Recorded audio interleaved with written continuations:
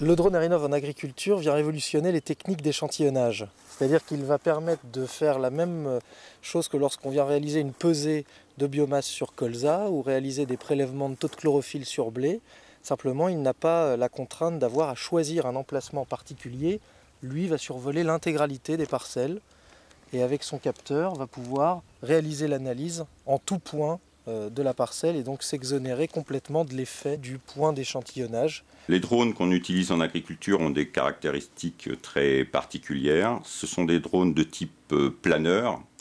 Ils ont comme particularité de pouvoir avoir un débit de chantier important puisqu'ils volent à 150 mètres d'altitude à plus de 30 km/h et qu'ils sont moins sensibles au vent.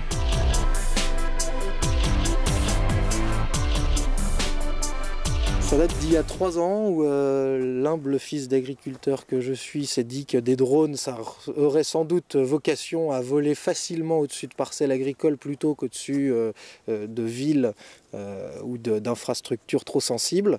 Et j'ai rencontré 2 ingénieurs qui étaient très spécialisés en matière de drones et qui eux cherchaient effectivement, comme beaucoup d'acteurs du drone il y a 3 ans, les pistes d'activité potentiellement les plus accessibles à court terme. L'intérêt principal du drone par rapport à d'autres prises de mesures de capteurs est sa souplesse d'utilisation. Le drone a quand même une acquisition d'images beaucoup plus proche du sol, donc beaucoup moins de biais atmosphériques potentiels. Celui des nuages, n'en parlons pas, c'est vrai que c'est la principale contrainte qui peut limiter le satellite, c'est l'ennuagement. On vole toujours sous les nuages, donc on a moins ce problème-là. Et puis c'est un outil qui quand même réalise un suivi de plusieurs centaines d'hectares par jour.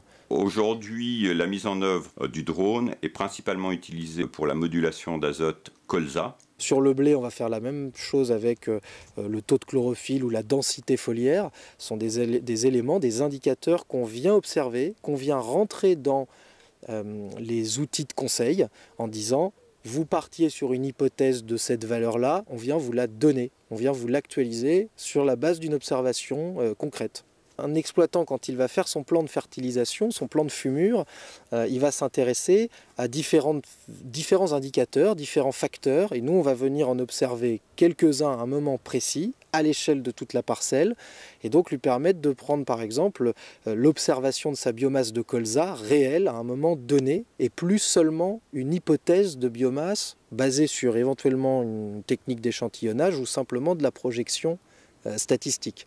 Les développements prévus au niveau de Defisol sont essentiellement sur l'intérêt de pouvoir compter les pieds, donc les qualités de levée, compte tenu du degré de précision du drone, chose impossible par exemple avec des capteurs sur tracteur ou satellite.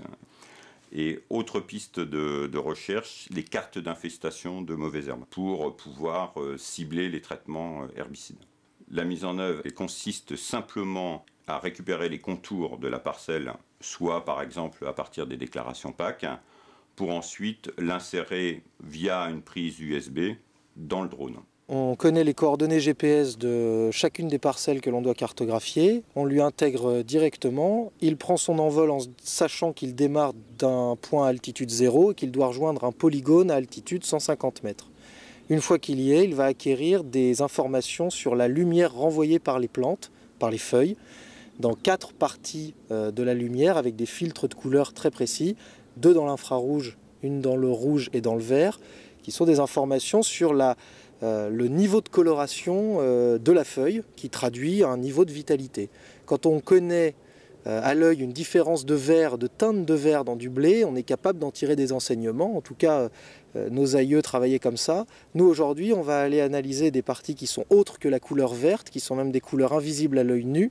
Et en réalité, on apprend qu'une plante aujourd'hui rayonne 4 fois plus intensément dans l'infrarouge que dans le vert. Donc l'idée d'aller s'intéresser à son rayonnement infrarouge nous donne déjà 4 fois plus d'informations. Les cartes issues du drone sont les mêmes types de cartes issues des prestations Defisol pour les cartes de teneur minérale qui permettent de moduler les engrais de fond.